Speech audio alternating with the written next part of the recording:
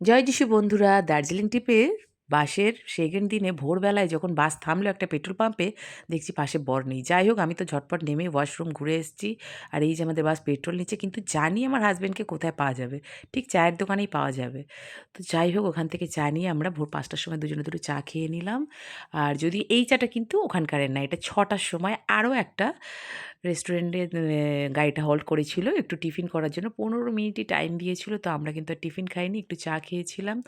আর মেয়ে আর হাজব্যান্ড ওয়াশরুমে বেরিয়েছিল, আমি আর বার হইনি। চা খেতে খেতে আমরা রওনা দিলাম। আর কিছুক্ষণ পরেই আমরা পৌঁছে যাব শিলিগুড়ি। বলতে বলতে ৮টা সাড়ে ৮টার দিকে আমরা পৌঁছেও গিয়েছি, এক্সাক্ট টাইমটা আমার মনে নেই।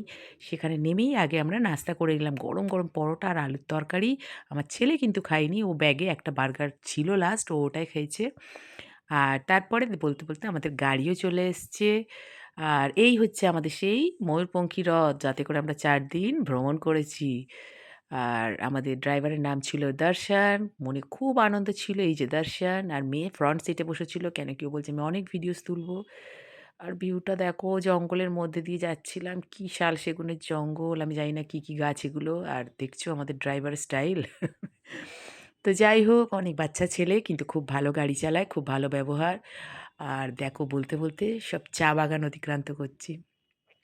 বইয়ের পাতায় কত পড়ি এগুলো। চা বাগানগুলো দেখলে সত্যি আমার তুষার স্যারের কথা মনে পড়ে যায়, আমার স্কুলের ভূগোলের টিচার। আর দেখো দূরে সেই কালো ঘন মেঘের মতো পাহাড় দেখা যাচ্ছে, সেই দেখে আমার ছেলে তো কি খুশি, ও লাইফে প্রথম পাহাড় দেখলো।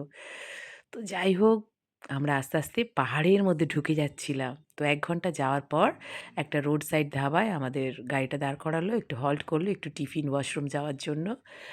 আর রেস্টুরেন্ট থেকেও জাস্ট ভিউটা দেখো একবার বন্ধুরা।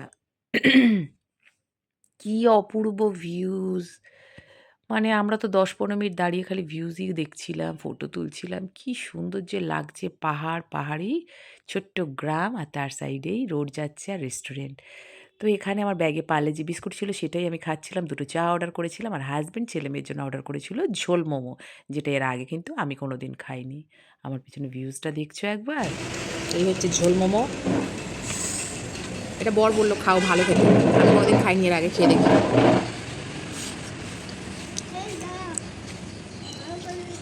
কি হয়েছে? মোমোটা ভালো লাগছে, ঝোলটা ভালো লাগছে।